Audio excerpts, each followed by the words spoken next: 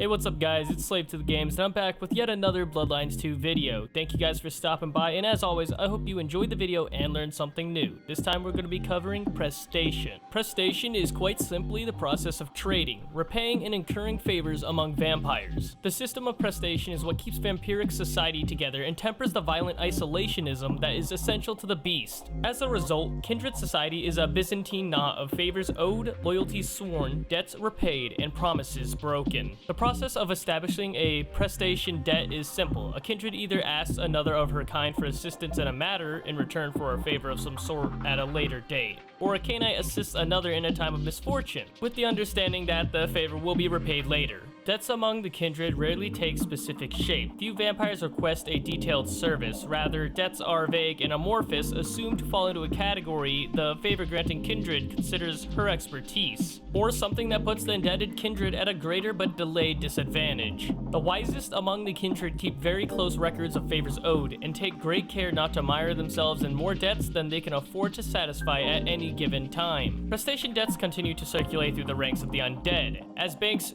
trade assets, boons move constantly among kindred, being retrieved, dangled, held in promissory escrow, and otherwise shunted around so that it becomes dizzying to keep track of who owes what to whom. Among the more formal sects, including both the Camarilla and the Sabbat, prestation debts can be called in at literally any time, so it's a wise policy to make sure that one has the capacity to honor a boon regardless of circumstances. Elders are proven masters at maneuvering younger kindred into positions where they have no choice but to ask for help, placing themselves in an elder's thrall. The nature of relationships among the damned plays an exceptionally large role in this social dynamic. Veterans of these deadly games also favor maneuvering potential debtors into perilous situations and then rescuing them dramatically, thus placing the hapless victims in their debt. On the other side of the coin, some kindred adopt the tactic of swearing as many boons as possible as a form of protection, operating on the theory that their manifold creditors will want to keep them in one piece in order to collect. Holding a debt over a vampire and insinuating that repayment might come due at any moment is an effective method of paralyzing a kindred, quelling his ambition and forcing him to reserve some of his resources against the possibility it could happen. This game of move and counter move takes on the characteristics of the sect in whose domain it is practiced. Bloody vendetta characterizes anarch domains. Social brinksmanship is the way of the Camarilla, and the Sabbat practices fervent bullying, with a side of fire and zealotry. As a result, most Cainites seek to pay off their prestation debts as soon as they can safely do so. Those who have extended the favors have a vested interest in prolonging those debts, so the result can be a game of cat and mouse, with the debtors frantically attempting to do their creditors favors, and creditors dodging anything that might conceivably be construed as a satisfaction from their debtors. Many fledgling and neonates have stumbled ignorantly into these webs and have found themselves in horrendous debts and on the mercy of the elders who use them as pawns in their own games.